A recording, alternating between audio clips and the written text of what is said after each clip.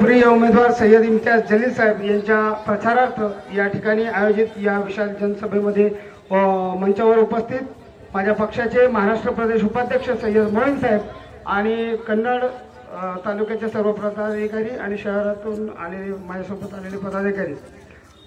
वेळ कमी आहे। सय्यद मोईन साहेब एक मोठे वक्ते आहेत, त्यांना सगळ्यांना ऐकायचं, फक्त 2च मिनिटात सगळ्यांना खासदार सय्यद इम्तियाज जलील साहेबांचे काम बऱ्याचशा म्हणजे आपल्या जिल्ह्याच्या सर्व लोकांना माहिती आहे, तरी एक आठवण म्हणून एक 2-3 कामं सांगतो। सय्यद इम्तियाज जलील या माणसाची ख्याती आणि त्याची ओळख विकास पुरुष म्हणून झालेली आहे जिल्ह्यामध्ये। ठीक आहे, 5 वर्षात त्यांना कमी वेळ भेटलेला असेल, पण त्या कमी वेळेमध्ये देखील संधीचं सोनं करून दाखवायचं काम सय्यद इम्तियाज जलील यांनी केलेलं आहे। जिल्ह्यात काही काम देण्याचं त्या ठिकाणी प्रयत्न केलेला आहे। त्या माणसाने 3 वर्षामध्ये इतके सगळे कामं केले, तर विचार करा या 5 वर्ष परत आपण त्यांना संधी दिली तर ते आपल्या जिल्ह्याचा विकास कसा करतील।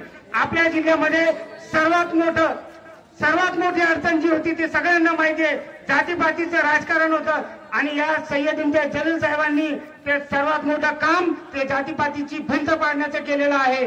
मित्रांनो, निवडणुका येतील जातील, पण एक लक्षात ठेवा, मेहनतीने आणि इमानदारीने काम करणारे लोक, नेते ज्यांना आपण म्हणतो, असे लोक फार कमी भेटतात। असाच आपल्या जिल्ह्याला सय्यद इम्तियाज जलील यांच्या रूपाने एक नेता भेटलेला आहे। त्याला आपल्याला पुन्हा संधी द्यायची आहे, पुन्हा आपल्याला त्यांना लोकसभेमध्ये पाठवायचं आहे। आपल्या जिल्ह्याचा सर्वांगीण विकास आपल्याला करायचा आहे। सर्वांना माहिती आहे, आदर्श घोटाळ्यामध्ये मोठमोठ्या मंत्र्यांकडे लोक गेले, पण कोणी त्यांची मदत केली नाही। शेवटी ती मदत फक्त सय्यद इम्तियाज जलील यांनी केली आणि आज त्या लोकांचे पैसे पुन्हा वापस मिळण्याचे रस्ते तयार झालेले आहेत। दवाखान्याच्या आपल्या आरोग्याचं ध्यान ठेवून सय्यद इम्तियाज जलील साहेब यांनी 400 बेडचं हॉस्पिटल औरंगाबाद शहरात सुरुवात केलेली आहे। घाटीमध्ये मेडिसिन बिल्डिंगची बंद पडलेली होती डॉक्टरांमुळे, त्या डॉक्टरांना पुन्हा रुजू करण्यासाठी सय्यद इम्तियाज जलील यांना कोर्टात जावं लागलं। स्वतः वकील नसताना देखील त्यांनी स्वतः केस लढून त्या ठिकाणी डॉक्टरांची अपॉइंटमेंट करून घेतली। मराठा आरक्षणासाठी लोकसभेत भांडले, धनगर आरक्षणासाठी भांडले, मुस्लिम आरक्षणासाठी भांडले।